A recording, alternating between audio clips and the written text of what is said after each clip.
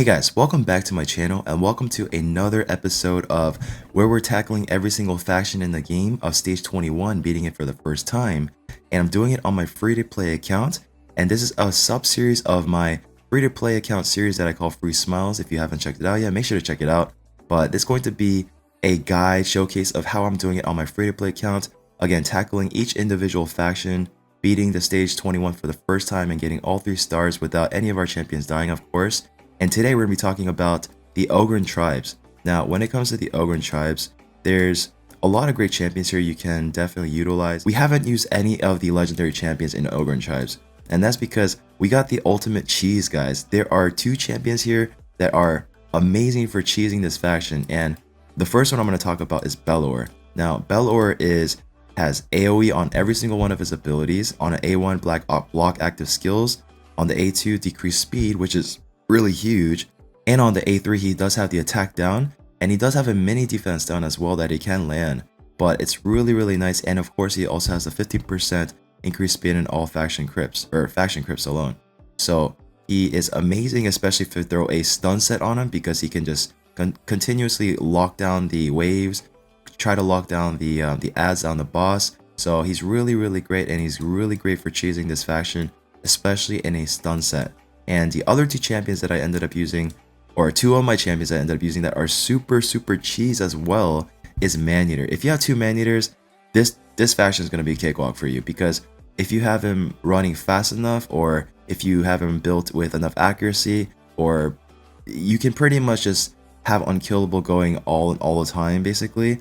And you can also utilize this to your advantage against a boss by depleting the turn meter of the boss and continuously try to get his unkillable back. And yeah, he also has an attack down on the A1 as well if his attack is critical. So yeah, he's a fantastic champion as well. So I'm gonna actually show you the champion builds and masteries that I use now, and starting with let's start with the Belor. Like I said, I have him in a stun set. He's only at level 50. I don't have him at level 60.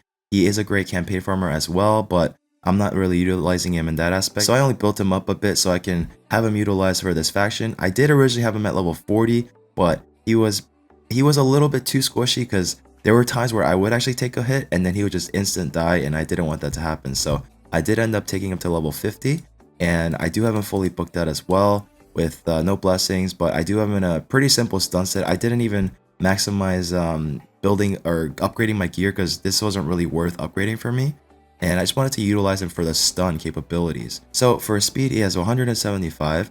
His attack is pretty abysmal, if I'm being honest. Not even crit capped, not enough crit damage as well. But he does, like I said, I'm not using it for damage. I'm utilizing for the CCing capabilities, the debuffs he provides, as well as a stun set that's on him. Now, you don't need accuracy to place stun from the stun set, because the stun set is its own thing. You don't need accuracy for that. But I do have accuracy on him, just enough so that I can place those decreased speeds as well as the attack down and defense down as well. And the block active skills could be, I mean, it wasn't really too useful in these fights, I guess, but yeah, it's something available as well. So that's the gear that I have him on right now. I just wanted to build him tanky with HP and some accuracy, and just try to keep him alive as much as possible. So for his masteries here, I probably should have done the Minotaur to get these 2 at the very least, so I can ease up the accuracy on the gear that he's wearing, but I didn't even do this as well. So that's another option for you. Again, great campaign farmer, definitely worth building if you don't have a campaign farmer. And for the next champion here we're going to talk about is the 2 Maneaters. My 2 Maneaters here, I don't have him built that fast. I am planning to build him for Bad Eater composition, and I'm gonna have to build him in all speed gear basically. But for the purposes of beating this faction, I wanted to use lifesteal gear to make sure that they can stay alive and get back up if they drop too low. I don't really have a dedicated healer per se. I do have the Ugo who does heal, but it's on a really big cooldown, so they're not even maximized as far as the leveling. I took them to 6 stars. I mastered them. I was just getting them prepared for the Bad Eater composition I'm going to build soon. They are currently at level 45 and 26 right now, but again, lifesteal set, I mainly utilize them for the turn meter manipulation, of course, because they can deplete the turn meter of whoever they target with the siphon here. Yeah, the siphon. And of course, keeping the entire team alive with unkillable throughout. So that's pretty much how I utilize the Maneaters here. And they actually did some decent damage as well. I did have some of them built with some crit rate and crit damage, and not really that much attack, but they're actually based off attack even though they are an HP based champion. But as far as the accuracy, I have them at enough accuracy so I can place those debuffs as well, 191 speed. And for the masteries here, we have a pretty typical masteries I'm gonna be using for Bat Eater composition later. I keep saying that, but I'm gonna build it and maybe I'll make a video for it. So yeah, the War Master is really important. You can do some extra damage proc there, and I do have them fully booked out as well. And the Man Eaters are pretty much in the same setup here with the Lifesteal and the Cruel, or what's this called again? Oh my gosh, the Immortal set. Yeah, I'm a little out of it today. This one is at 198 speed. Not as much crit damage, similar crit rate, not that much attack here, but the theme here, again, enough accuracy so I can place those debuffs. And the Masteries is pretty much the same thing here, all the way down to the War Master. And I also have this so they have a chance to counterattack as well, and against the clan boss that is, but we have them fully booked out as well. And also to the next champion here is going to be Ugo, who is a fantastic epic champion. So this champion is really great because she's going to be providing heals in case we need it, and a way to bring people back to life if she's the only one alive. But this wasn't really in my plans because I didn't really see a situation where she would be the only one alive. But all I really utilized this for was the heal and the cleanse that she does provide here. And basically on the A1 she places a leech, which is huge, especially against the boss fight. And also this right here, AoE defense down, block buffs. The block buffs is massive, especially against the boss, because that way the boss won't be able to, or the Az won't be able to place any of the protections that they place on the boss for this fight. Artifacts here, I pretty much just went with speed, accuracy, and just enough HP. I didn't really focus on anything else here. And for the masteries, we do have her built all the way down to the War Master as well, a bit differently than the Man Eaters. If I could redo the Man Eaters to just focus on this boss alone, then I probably would have gone with the Evil Eye, because that does help, decreases the target's turn meter when the champion hits them with the default skill for the first time. It's really handy.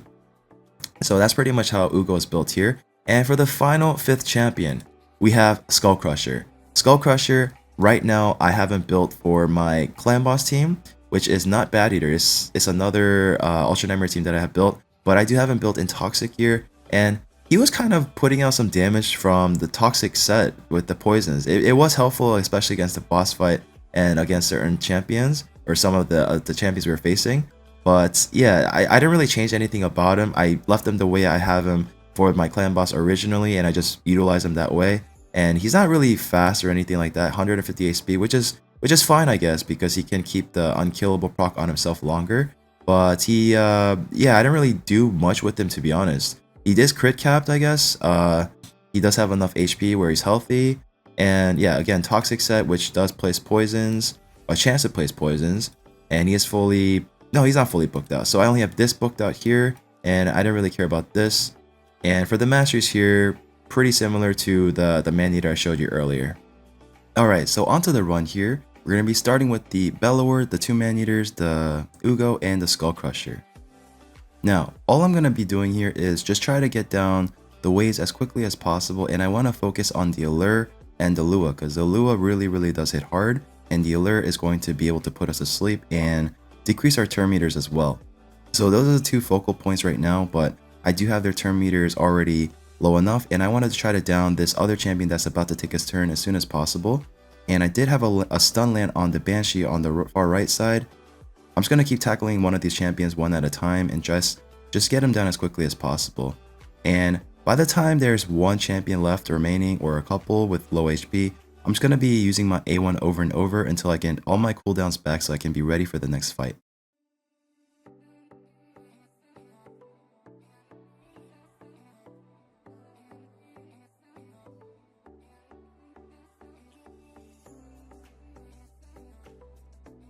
So over here, I'm just going to be controlling the turn meter as much as possible and getting the champions down. So I realized that I don't really have to use any of my special abilities, my A2 or A3 at all, because I can just save it, and again, save it for the next fight and have it ready to go on a fresh cooldown.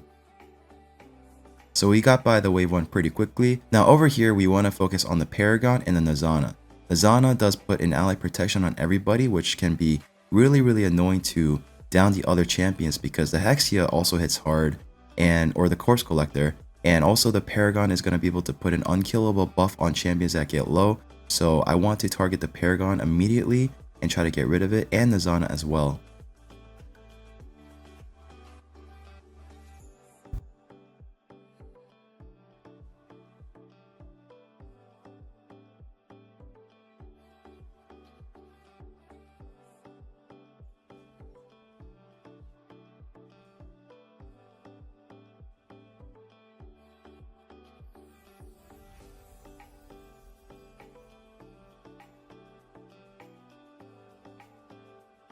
So as you can see, the one really good thing about the Ugo is having the block buffs, and I guess it doesn't really matter at this point that the Paragon is able to use the ability, and he did, and he wasn't able to place it on everybody because everybody was block buffed.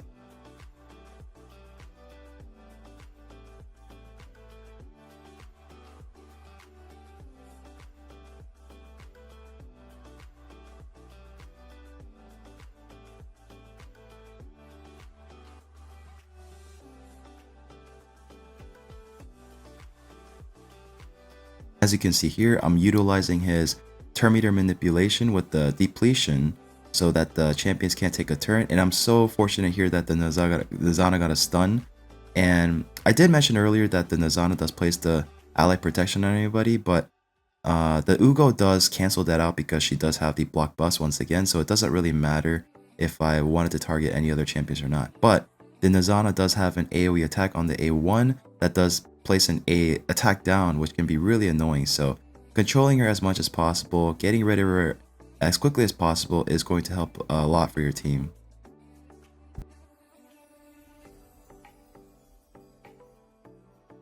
Now over to the boss fight. Now this boss fight is not the most difficult boss. I'm gonna pause it here for a second. So this boss does have an A1 that attacks one enemy, places a poison debuff on the target for 3 turns, decreases the target's turn meter by 35%.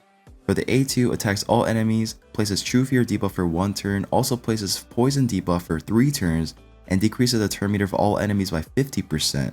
And on the A3, which is a passive, places an HP burn debuff for 1 turn on the attacker when hit.